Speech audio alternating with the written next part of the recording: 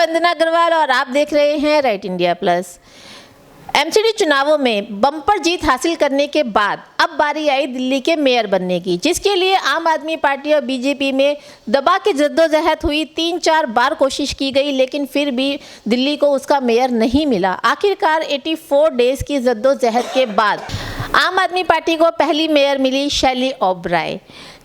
उसके मेयर बनने के बाद में आम आदमी पार्टी में खुशी की लहर सी दौड़ गई है। इसी सिलसिले में हम लोग बातचीत करने के लिए इस वक्त मौलूबंद में मौजूद है और हमारे साथ आम आदमी पार्टी के लोकसभा के उपाध्यक्ष डॉक्टर वीके जैन जी मौजूद हैं। चलिए इनसे बात करते हैं। अब आने वाले टाइम में जैसे दिल्ली को मेयर तो मिल चुकी है, अब क्या क्या इनकी तैयारियाँ मेयर को लेकर रहेगी। सर, सबसे पहले स्वागत करती हूँ राइट इंडिया प्लस में। मैं भी आपका यहाँ पधारने पर आपका और आपके चैनल का स्वागत करता हूँ। जी शुक्रिया सर। आम आदमी पार्टी की मेयर और डिप्टी मेयर बनने की आप लोगों को बहुत बहुत शुभकामनाएं। आपको भी और दिल्ली की जनता को भी मैं इसके लिए बहुत बहुत शुभकामनाएं देता हूँ। सर, आखिरकार अब दिल्ली को महिला मेयर मिल चुकी है, तो अब आप लोगों के क्या रोड मैप रहेंगी, क्या तैयारियां हैं? देखिए, हमने तो पहले ही जो गारंटियाँ हमारे मुख्यमंत्री साहब ने दी थी, 10 गारंटी और जो भी हमने वायदे किए हैं वो सब पूरे करेंगे, सारी गारंटियाँ पूरी करेंगे। जी सर, दिल्ली में सरकार आपकी, अब तो मेयर भी आपके, डिप्टी मेयर भी आपके, या यूँ कह सकते हैं दिल्ली में पूरी तरह से आम आदमी पार्टी छा गई है, तो अब क्या हम माने कि दिल्ली का विकास होगा? बिल्कुल तेज़ी से होगा। दिल्ली सरकार तो पहले ही विकास के मामले में कीर्तिमान स्थापित कर रही थी, लेकिन जो है नगर निगम के काम हमारे नहीं हो पाते थे क्योंकि नगर निगम में हमारी सत्ता नहीं थी। अब हम वहाँ भी शासित हैं, तो 100% जो है पहले से बहुत अच्छा काम होगा और पहले काम शुरू भी कर दिया है अच्छा, लेकिन और ज़्यादा तेज़ी से अच्छा काम होगा। सर, चुनावों के वक्त केजरीवाल जी की 10 गारंटियां थी, जिसमें कि सबसे जो अहम गारंटी थी वो थी 3 कूड़े के पहाड़। तो बहुत बड़ी एक चुनौती है कूड़े के पहाड़ को, तो अब उस पर कितना कार्य करता है? देखिए, जो वायदे किए हैं मैंने आपको पहले ही बोला है, कूड़े के पहाड़ भी हटाएंगे और वायदे किए हैं उनको भी पूरा करेंगे और टाइमली जैसे में जल्दी से जल्दी सबको पूरा करने की कोशिश करेंगे। सारी पार्टी जो है वो इसी विचारधारा पर चलती है। हमारे केजरीवाल साहब मुख्यमंत्री जी की विचारधारा ये है कि हम काम करके जनता में ये दिखाना चाहते हैं कि हम काम के बल पर विकास के नाम पर वोट मांगते हैं, तो उस रास्ते पर हम चल रहे हैं और चलते रहेंगे। जी सर, आप लोगों ने मेयर से काफ़ी उम्मीदें लगा रखी होंगी। दिल्ली भी काफ़ी उत्साहित थी अपनी मेयर के लिए कि उसको नया मेयर मिले, लेकिन इसका कार्यकाल तो सिर्फ 38 दिन का है, यानी 31 मार्च तक का है। तो इतने कम वक्त में दिल्ली का विकास होगा? देखिए, 38 दिन में विकास की बात नहीं है। बात यह है अगली बार भी मेयर हमारा ही होगा, बहुमत तो हमारे ही पास है।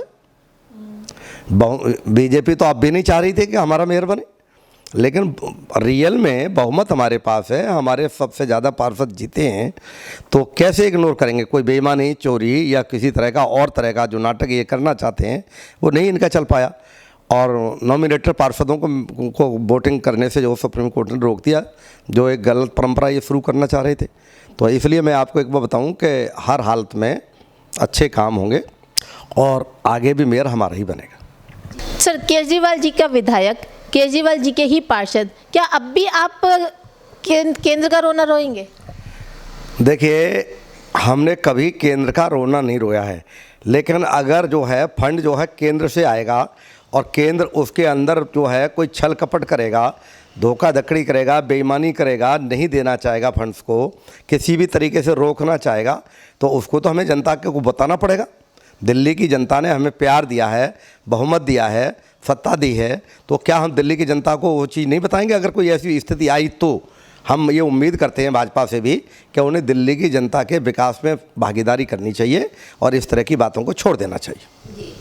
सर, स्थायी समिति के चुनाव के लिए सदन में रात भर महाभारत चलता रहा। आपके जो मेयर है वो उनकी बात क्यों नहीं सुनती है? किन की बात नहीं सुनते? बीजेपी वालों की। सर नहीं, बीजेपी वालों की क्या बात सुननी है? वोटिंग होगी, वोटिंग से जो है मेयर बने, वोटिंग से डिप्टी मेयर बने, वोटिंग के आधार पर ही स्टैंडिंग कमेटी बनेगी, तो उसमें उनकी क्या सुननी है? अरे जब उनके वोट ही कम हैं तो स्टैंडिंग कमेटी भी हमारी बनेगी। भाई ऐसा है, वो तो बार बार कोई ना कोई बहाना लगा करके ये चाहते हैं कि सुप्रीम कोर्ट की डायरेक्शन डिसीजन के बाद भी किसी भी तरीके से चुनाव टलता रहे, और अब ऐसा नहीं होगा। सर, आप लोग बोलते हैं कि बीजेपी महाभारत करती है, लेकिन कहीं ना कहीं आम आदमी पार्टी का भी तो रोल है हाथापाई करने के अंदर, मारपीट करने के अंदर, क्योंकि ताली कभी एक हाथ से तो नहीं बचती है। सदन में बोतलें फेंकी जाती है तो उसमें आम आदमी पार्टी का भी तो सहयोग होता है। देखिए, एक बात बताइए, दिल्ली की जनता ने 15 साल भाजपा को शासन करने का मौका दिया एमसीडी में, और उससे वहाँ एमसीडी में भाजपा फेल हो गई, जनता उससे निराश हो गई, और अंत में उन्होंने जो है आम आदमी पार्टी को समर्थन दिया, वोटिंग की, और आज आम आदमी पार्टी के काउंसलर ज़्यादा हैं। तो हम क्यों झगड़ा करेंगे? हमारा तो बहुमत वहाँ है। भाजपा इसलिए झगड़ा करती है कि वो हमारे बहुमत को अल्पमत में बदलना चाहती है, बेईमानी से, ठगई से, पार्षदों को खरीद करके, कुछ और करके, किसी भी तरीके से कुछ न कुछ हेर फेर करके। तो वो चल नहीं पा रहा, क्योंकि हमारे पार्षद ईमानदार हैं, अब वो बिक नहीं रहे। तो इस तरह से वो कोई ना कोई जाल फेंकते रहते हैं और झगड़ा भी करते हैं। हम झगड़ा नहीं करते, लेकिन एक बात बताइए, कोई हमारे साथ हाथापाई करे, कोई हमारे ऊपर पत्थर फेंके, कोई हमारे ऊपर बोतल फेंके, तो क्या हम हाथ बांध के चुपचाप बैठे रहेंगे? अपना बचाव तो करेंगे। दुनिया को अपना बचाव करने का अधिकार है। और बचाव में क्या होता है कि अगर कोई हमारे ऊपर पत्थर फेंकेगा तो हो सकता है हम वही पत्थर उठा करके उसके ऊपर फेंक दें। तो ये तो करना पड़ता है, यूँ कहे हमारे को ज़रूरत नहीं है झगड़ा करने की, क्योंकि हमें क्या है, हमें तो जो मिला हुआ है बहुमत। लेकिन भाजपा पहले ही दिन से इसमें लगी हुई है कि आम आदमी पार्टी के इस बहुमत की चोरी कैसे की जाए, किस तरह से इस बहुमत को अल्पमत में बदला जाए, किस तरह से अपना मेयर, डिप्टी मेयर और स्टैंडिंग कमेटी बनाई जाए। अब मेयर डिप्टी मेयर बन गए हैं तो वो स्टैंडिंग कमेटी के अंदर अपना किसी तरह से का खेल खेलना चाहती है, जो खेल उसका चल नहीं पा रहा है। बस इसमें भाजपा लगी हुई है। हमारे को किसी तरीके की ज़रूरत ही नहीं है। दिल्ली की जनता ने हमें प्यार भी दिया, बहुमत भी दिया, और सत्ता को हमारे हाथ में दे रखी है। सिर्फ ये है कि चुनाव एक कानूनी संवैधानिक सिस्टम है, और सिस्टम के तहत हमें एमसीडी में स्टैंडिंग कमेटी मिलनी है। वो मिलने से भाजपा रोक रही है। वो कितना ही कोशिश कर ले, दिल्ली की जनता एक एक बात को जानती है, और जो है किसी भी कीमत पर अब दिल्ली की जनता एमसीडी में या किसी और चुनाव में भाजपा के झांसे में आने वाली नहीं है। स्थायी समिति का जो चुनाव होना है, उसमें लड़ाई सिर्फ यही तो है कि बीजेपी वाले चाहते हैं कि मोबाइल अंदर ना जाए, जो 40-50 वोट डल चुके हैं वो दोबारा डलवाए जाएं। तो इसमें आपकी मेयर को या आपको प्रॉब्लम क्या है, आपत्ति क्या है? देखिए, एक बात बताइए, जो वोट पड़ चुके हैं उनको कैंसिल करके दोबारा वोट डालने का क्या मतलब क्या है? मतलब वोट जो पड़ चुके हैं, क्या वो गलत पड़ चुके हैं? जब वो देख रहे थे, सब कुछ था, सारा सिस्टम था, एज पर सिस्टम सारा काम चल रहा है, ईमानदारी से सारा काम हो रहा है, तो फिर उनको क्या प्रॉब्लम है कि वोट दोबारा डाले जाएं? दोबारा वोट कहीं पड़ते हैं। और दूसरी बात, इसमें एक टेक्निकल प्रॉब्लम ये भी हो सकती है कि पीछे से जो बैलेट पेपर से इलेक्शन हो रहा है, जो बैलेट पेपर आ रहे हैं वो उतने ही आए हों जितने लोगों को वोटिंग करना है। तो हम वो बैलेट पेपर कहाँ से लाएंगे? ये तो बेफजूल की बात बनाते हैं। खुद ईमानदार नहीं रहना चाहते हैं। मोबाइल फ़ोन अंदर ले जा करके भी कोई बहुत बड़ी प्रॉब्लम नहीं है, उसका यूज नहीं होना चाहिए। कभी भी चुनाव कमीशन ये नहीं कहता कि नहीं जाना चाहिए, आप उसे स्विच ऑफ कर लें और आप अंदर न ले जाएं तो कोई बात नहीं है, और फिर इस पर विचार किया जा सकता है। लेकिन ये कौन सी बात है कि उनकी वोटिंग ही दोबारा करो? इसका मतलब है किसी न किसी तरीके से चुनाव को लंबा खींचा जाए, किसी न किसी तरह से उस चुनाव में हिंड्रेंस पैदा की जाए, किसी न किसी तरह से उसकी टाल मटोल की जाए, चुनाव ना हो पाए। और जो है भाजपा जो है सत्ता में तो आ नहीं सकती है, लेकिन कम से कम ये तो काम करें कि आम आदमी पार्टी को सत्ता कम से कम दिन रहे। 5 साल के बजाय 4.25 साल ही रह पाए, हो सकता है इसे भी कम कर दो। इस पर लगे हुए हैं। अभी उन्हें ये नहीं पता, भारत का लोकतंत्र बहुत मजबूत है।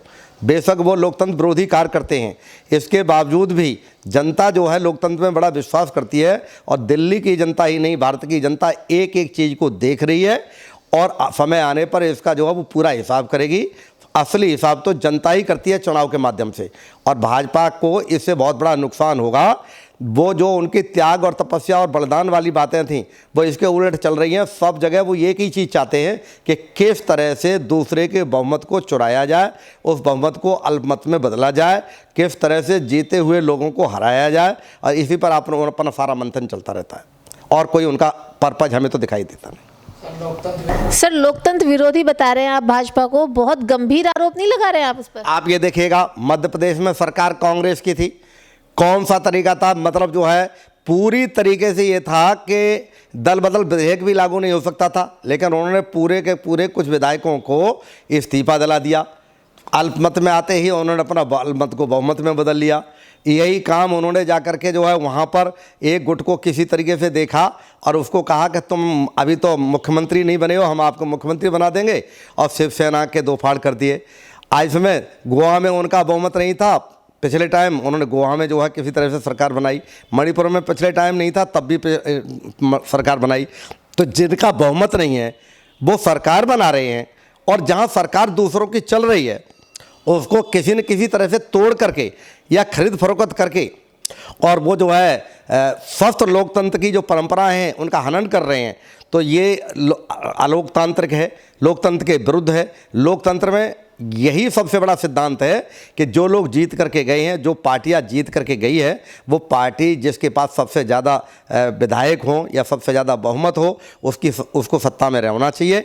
ये नहीं है कि जो बहुमत जिसके पास है तो उसको अल्पमत में बदल करके किसी भी तरीके से और जो है सत्ता अपने हाथ में ले लो। इसलिए हमने अलोकतांत्रिक कहा है। भाजपा का लोकतांत्रिक चेहरा है, जो उसके खिलाफ बोलता है उसी पर छापा पड़ता है, उसी के खिलाफ कार्रवाई होती है। कहीं ईडी पहुंचती है, कहीं सीबीआई पहुंचती है, कहीं जो है कुछ और तरीके से काम होता है। ये क्या तरीका है? कहीं बिल्डोजर काम कर रहा है, ये अलोकतांत्रिक नहीं है तो और क्या है? क्या पहले भी ऐसा कभी हुआ? या ये कोई तुर्किस्तानी है जो इस तरह की जो है इनके पास नए कानून बने? अगर यही सारे फैसले लेंगे बिल्डोजर वगैरह चला करके किसी को अरेस्टमेंट देने का, तो फिर ये कोर्ट क्या करेगी? कोर्ट का क्या काम रहेगा? सरकार के साथ साथ कुछ भूमिका न्यायपालिका की भी है, कार्यपालिका की के साथ साथ जो है संसद की भी वो है।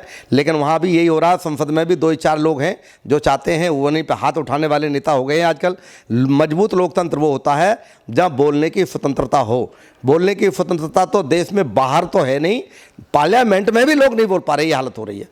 स्वयं जो है राहुल गांधी ने ये आरोप लगाया है कि पार्लियामेंट में नहीं बोलने देते हैं, इसलिए मुझे जो है भारत यात्रा करनी पड़ी, क्योंकि मुझे पद यात्रा करके जो है लोगों की बातें जानने के लिए मौका मिला, उनको सुनना पड़ा। क्यों कहा उन्होंने ये कहा कि हमारी बात तो हम पार्लियामेंट के मेंबर होकर के नहीं सुनी जाती, ये गैर लोकतांत्रिक नहीं है तो और क्या है? इन बातों का भाजपा जवाब क्यों नहीं देती?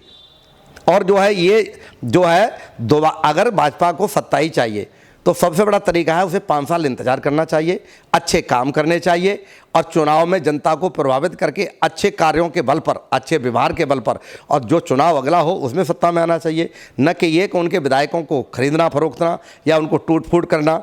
अब जो कांग्रेस के विधायक मध्य प्रदेश में थे वो कांग्रेस से भाजपा में चले गए, कुछ दिनों बाद चुनाव हुआ, भाजपा उनको चुनवा लाई क्योंकि सरकार सत्ता में थी, सत्ता का दुरुपयोग हुआ। ऐसे थोड़ी होता है। अगर भारत के लोकतंत्र को मजबूत करना है तो भारत के लोकतंत्र को मजबूत करने के लिए सत्ता का मोह इतना नहीं होना चाहिए जितना भाजपा ने आज की डेट में कर रखा है।